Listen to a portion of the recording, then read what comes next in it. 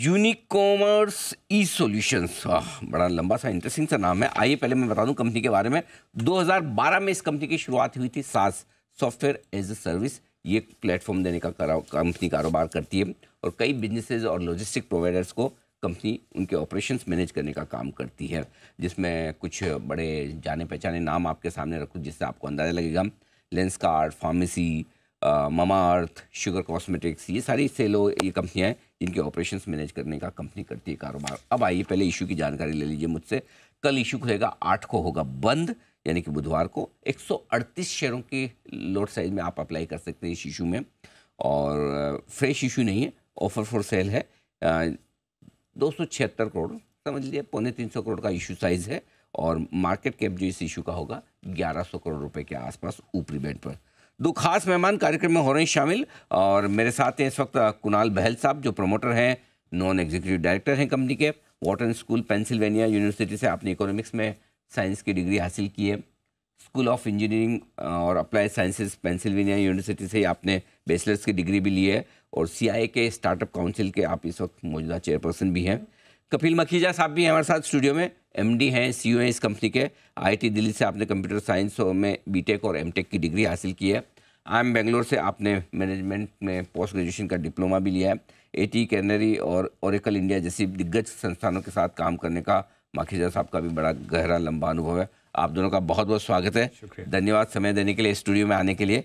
IPO खुल रहा है, तो पहले बहल साहब आपसे शुरुआत करता हूँ, जरा समझाएं एग्जैक्टली आपकी कंपनी कारोबार क्या करती है।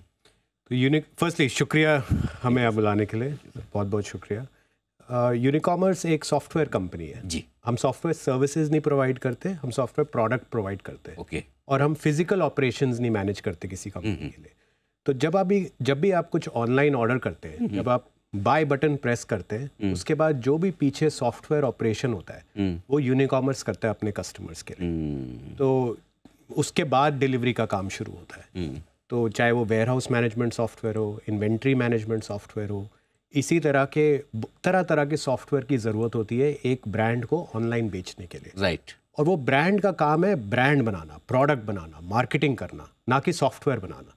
तो हम सॉफ्टवेयर बना के उनको देते हैं, और तकरीबन 3,500 जो ऑनलाइन ब्रांड, रिटेलर और सेलर हैं हमारे देश में, वो यूनिकॉमर्स पे ऑपरेट करते हैं अपना। तो बेसिकली आप उनके लिए प्लेटफॉर्म तैयार कर देते हैं कि भैया जैसे ऑर्डर आया, वो ऑर्डर कैसे कैसे कहाँ कहाँ ट्रैवल करेगा, बाद में फिजिकली जो करना है वो कंपनी करे, लेकिन उसकी पूरी जो प्रोसेस है वो आप सॉफ्टवेयर कस्टमाइज बनाते होंगे हर एक कंपनी के लिए।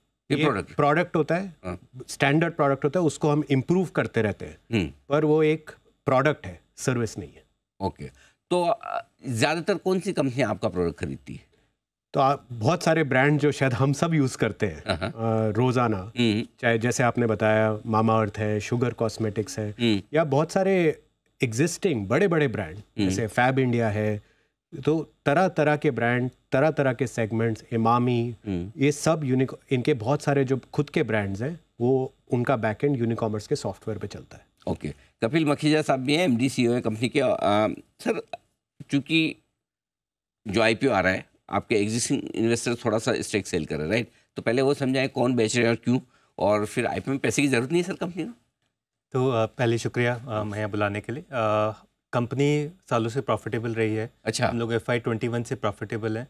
सर मुझे सुन के ही मज़ा आ जाता है जब भी है ना, मतलब है ना, हाँ, नए स्टार्टअप्स हों, नई कंपनियाँ हों, नए ज़माने का बिजनेस, और वो प्रॉफिटेबल हो तो दिल को इतनी खुशी मिलती है, मैं बता नहीं सकता आपको। जी सर बताएं। हमने एक्चुअली बहुत ही डिसिप्लिन के साथ इस बिज़नेस को बिल्ड किया है, कंसिस्टेंटली रेवेन्यू ग्रोथ दिखाई है, उसके ऊपर हमने हर साल प्रॉफिट में इंक्रीज दिखाया है। हमारे बिजनेस में बहुत स्ट्रॉन्ग ऑपरेटिंग लेवरेज है कि हमारा जैसे जैसे बिजनेस का रेवेन्यू ग्रो करता है, उसका एक सिग्निफिकेंट पोर्शन हमारी बॉटम लाइन में जाता है। तो हमारे रेवेन्यू ग्रोथ से ज़्यादा हमारे प्रॉफिट में ग्रोथ दिखती है, और बिजनेस सालों से ही कैश जनरेट करता जा रहा है। आज की डेट में हमारा नियरली 70 करोड़ का कैश हमारी बुक्स में पड़ा हुआ है, और प्लस हम हर महीने हर साल कैश ऐड करे जा रहे हैं। तो इसलिए कंपनी में हमने इन्वेस्ट किया। हम जैसे कुणाल ने बताया, हमारा प्रोडक्ट है जो हमें कंटिन्यूसली इनोवेट करना पड़ता है, बिकॉज ई-कॉमर्स बहुत जल्दी से तेज़ी से बदलता है। उसमें हम अपने प्रोडक्ट को इनोवेट करते रहते हैं, उसमें हम इन्वेस्टमेंट करते हैं, हम अपनी सेल्स में इन्वेस्ट करते हैं, उसके बावजूद भी हम प्रॉफिट बनाते हैं, हम कैश जनरेट करते हैं। इसलिए इस IPO में हमें अभी ज़रूरत महसूस नहीं होती कि हम कुछ कैश रेज करें। और जो बेचने वाले इन्वेस्टर्स कौन हैं जो इसमें सेल कर रहे हैं थोड़ा? सो एस वेक्टर है जो हमारे प्रोमोटर है, सॉफ्ट बैंक है। ओके। इसकी स्टैट्यूटरी मिनिमम रिक्वायरमेंट है 25%। तो एस फैक्टर वो जो हमारी स्नैपडील होल्डिंग कंपनी है आपकी जो पहले स्नैपडील हुआ करती थी। नहीं, वो स्नैपडील एस वेक्टर में मल्टीपल बिजनेस है। Okay. यूनिकॉमर्स है, स्नैपडील है, और भी बिजनेस है। अच्छा। तो वो होल्डिंग कंपनी है, वो एक शेयर बेच रही है अपना, ज़्यादा नहीं, मैं एक स्मॉलर पोर्शन, क्योंकि वो 25% मीट करने के लिए, क्योंकि एक सर्टेन परसेंटेज के ऊपर सॉफ्ट बैंक सेल नहीं कर सकते। तो कुणाल जी, ये समझे कि ये बिजनेस करने का आइडिया किससे आया? तो कब शुरू किया था आपने? 2010 में? तो ये कंपनी 2012 में शुरू हुई 2012। थी। बहुत इंटरेस्टिंग बैकग्राउंड है। हमारे स्नैपडील के पहले वीपी ऑफ इंजीनियरिंग ने शुरू की थी ये कंपनी। अच्छा। और फिर जब वो कंपनी, हमें लगा कि अब ये कुछ इंटरेस्टिंग सा कर रही है, तो स्नैपडील ने इसे अक्वायर किया था 2015 में कि ये सॉफ्टवेयर प्रोवाइड करेंगे हमारे बिजनेस के लिए। ओवर पीरियड ऑफ टाइम हमने ये रियलाइज किया कि बहुत सारे ब्रांड्स को ये चाहिए सॉफ्टवेयर। फिर हमने यूनिकॉमर्स का सॉफ्टवेयर बाहर और ब्रांड्स को भी बेचना शुरू किया। एंड 9 साल बाद, और कपिल की लीडरशिप, हमारी टीम के एफर्ट्स की वजह से, now the company gets all its revenue from outside the group. Okay, perfect.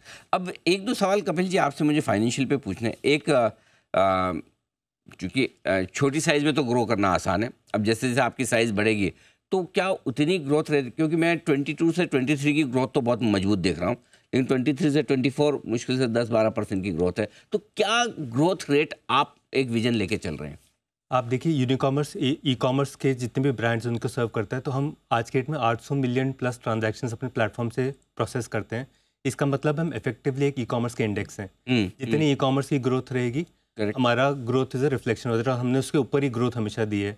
Market जब 30-35% पैंडेमिक में ग्रो करी थी, हमने 50% प्लस की ग्रोथ डिलीवर करी। लास्ट ईयर ई कॉमर्स की ग्रोथ ही, आप बाकी बिजनेसेस भी देखेंगे जो लिस्टेड भी अनलिस्टेड भी हैं, उनमें ग्रोथ स्लो रही थी। This is one of the slowest year जो हमने भी देखा है। तो उसमें भी हमने 15% की ग्रोथ दी। उसके बावजूद हमारे प्रॉफिट में हमारा पैट डबल हुआ, हमारा एडजस्टेड बेटा 68% ग्रो करा। तो वो मैं कह रहा था, हमारा business is a reflection of that. और ई कॉमर्स, हम सब देख रहे हैं, ई कॉमर्स जो एक वे ऑफ लाइफ बन चुका है। करेक्ट। सिटीज़ में तो सब लोग अब इतनी फ्रीक्वेंसी से ऑर्डर करते हैं, टीयर 2 टीयर 3 टाउन्स में भी हो रहा है। तो अभी बहुत स्कोप है ई कॉमर्स के ग्रो होने का। इंडिया में आज की डेट में 4 से 4.5 बिलियन शिपमेंट्स होती हैं। अगर आप उसे चाइना से कंपेयर करेंगे, चाइना में आज की डेट में 150 बिलियन शिपमेंट्स होती हैं एक साल में। अच्छा, 150 और हमारे 4 ही बिलियन है? हाँ जी, बहुत अभी रूम है ग्रो करने का ई कॉमर्स में। हमें लगता है सिटी में कि हम तो ई कॉमर्स हो गया, पर अभी बहुत कुछ होना है ई कॉमर्स में। और इसलिए अभी तक मेरे जैसे लोग भी 100 पूरी तरह अभी तक पहुंचे नहीं है कौन है, मतलब तो अभी स्कोप तो बहुत है। मार्जिन्स पे मैं आपसे राय लेना चाहूँ, क्योंकि आपके 7.5% के आसपास मार्जिन थे FY23 में, और अभी FY24 में काफ़ी बढ़िया 15%, तो मतलब रेंज बड़ी है। सो क्या रीजनेबल मार्जिन्स आप टारगेट लेके चलते कि हमें ये अचीव करना है? तो हमारे बिजनेस में, जैसे मैंने बताया, कि बहुत स्ट्रांग ऑपरेटिंग लेवरेज है। अभी हम बिजनेस बिल्ड ही हो रहा था, और अब हम एक मटेरियल स्केल पे, अब हम डोमिनेंट प्लेयर हैं। और सॉफ्टवेयर में हमेशा देखा जाता है जो बड़ा प्लेयर होता है वो और तेज़ी से बढ़ता है। और जैसे जैसे हमारा रेवेन्यू और बढ़ेगा, हमारे बिजनेस के इतना ऑपरेटिंग लेवरेज है कि हम प्रॉफिटेबिलिटी में और फर्दर इंप्रूवमेंट देखेंगे। तो ये अब हमारे एक बहुत स्ट्रांग बेस बन चुका है, एक डोमिनेंट पोजीशन पे हैं हम लोग, जिसकी वजह से बहुत स्ट्रांग नेटवर्क इफेक्ट्स दिखते हैं हमारे बिजनेस में। आज के डेट में जब भी कोई ऑनलाइन बेचता है, हम एक पहला ऑप्शन दिमाग में आता है लोगों के, इतने सारे लोग यूज़ कर रहे हैं तो कुछ अच्छा ही हो रहा होगा। तो नहीं कपिल जी, मैं उससे भी सवाल करूँ, क्या आपको लग रहा है कि आप डोमिनेंट पोजीशन में भी है? मैं ये सोच रहा था, आजकल तो बहुत सारी IT कंपनियां और नई नई कंपनियां बहुत सारी आ रही है, लिस्ट भी हो रही है, जो सास में बड़ी एग्रेसिवली जा रही है। तो कुणाल जी, फिर कंपटीशन तो बढ़ रहा है ना?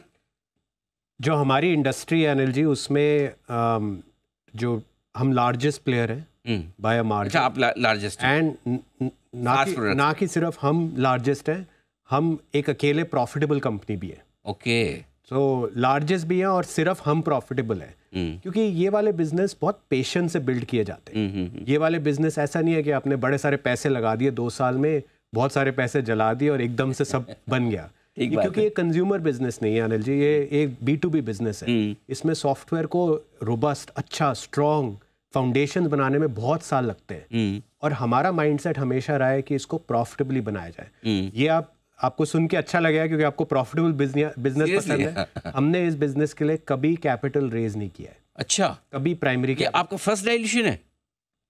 अभी भी OFS ही है। हाँ, मतलब वो भी ऑफर था, मतलब हमने कभी, जब से ये कंपनी हमने अक्वायर की है 9 साल पहले, हमने कभी प्राइमरी कैपिटल रेज नहीं किया। क्या बात है।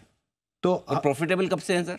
2021 से प्रॉफिटेबल है, और उससे पहले भी हम प्रॉफिटेबल थे। वो ईसॉप एक्सपेंस की वजह से 1 साल नेगेटिव था, पर वो एक्चुअली कैश नेगेटिव नहीं था। तो मैं वो ढूंढ भी रहा था डीआरएच में, बहुत मिला नहीं सर। बहुत सारी कोशिश की नेगेटिव में, कुछ तो थोड़े मुश्किल कड़क सवाल पूछूं। कुणाल जी बड़े थे, लंबे समय आज पहली बार मुलाकात हो रही है, लेकिन वंडरफुल। आई मीन इस स्टेज पे प्रॉफिटेबल कंपनी बनाना और मेंटेन करना बड़ी चीज़ है। अब एक सवाल ये है कि जो कैश फ्लोज आपके इतने पॉजिटिव है, आप बड़ी कॉलर भी ऊँची कर रहे हैं, 100 करोड़ है आपके पास में, तो सर पैसे करोगे क्या आप? फिर इसका इरादा क्या है, आगे क्या करना है इसका? तो जैसे मैं बताया, हमारा कोर बिजनेस हमारा प्रॉफिटेबल है, कैश जनरेट कर रहा है। हमारे लिए कैश आज के हमारा जो विजन है, जो कुणाल ने बताया, हम ई कॉमर्स एनेबलमेंट स्पेस में, हमारा vision is to become one stop shop for e commerce enablement. तो हम अपने कस्टमर्स को आज के डेट में 6 प्रोडक्ट्स प्रोवाइड करते हैं, बट ई कॉमर्स एनेबलमेंट में और बहुत सारी वाइट स्पेसेस हैं। कुछ नए प्रोडक्ट्स हम खुद बनाएंगे, बट कुछ हम कंपनीज एक्वायर भी करेंगे, तो कुछ वो कैश उसके लिए भी लेवरेज होगा, जहाँ हम इनऑर्गेनिक कर सकते हैं। दोनों काम होगा, खुद का तो आपको करना ही करना है, अगर कोई अच्छे एक्विजिशन में है तो वो भी करेंगे। Exactly. बहुत बढ़िया सर। कुणाल जी और कपिल जी, बहुत बहुत धन्यवाद आपको दोनों का। मज़ा आया आपसे मिलके बात करके, और आपके आईपीओ की कंपनी के बारे में भी मैंने बहुत कुछ समझा है। तो उम्मीद करता हूँ कल से जो आपका आईपीओ खुल रहा है, अच्छा रेस्पॉन्स आपको मिले, और आप अपने लिए, अपने इन्वेस्टर्स और प्रोस्पेक्टिव इन्वेस्टर्स सबके लिए अच्छी वेल्थ कमाएं। हमारी शुभकामनाएं sir. Thank you so much, धन्यवाद आने के लिए स्टूडियो में।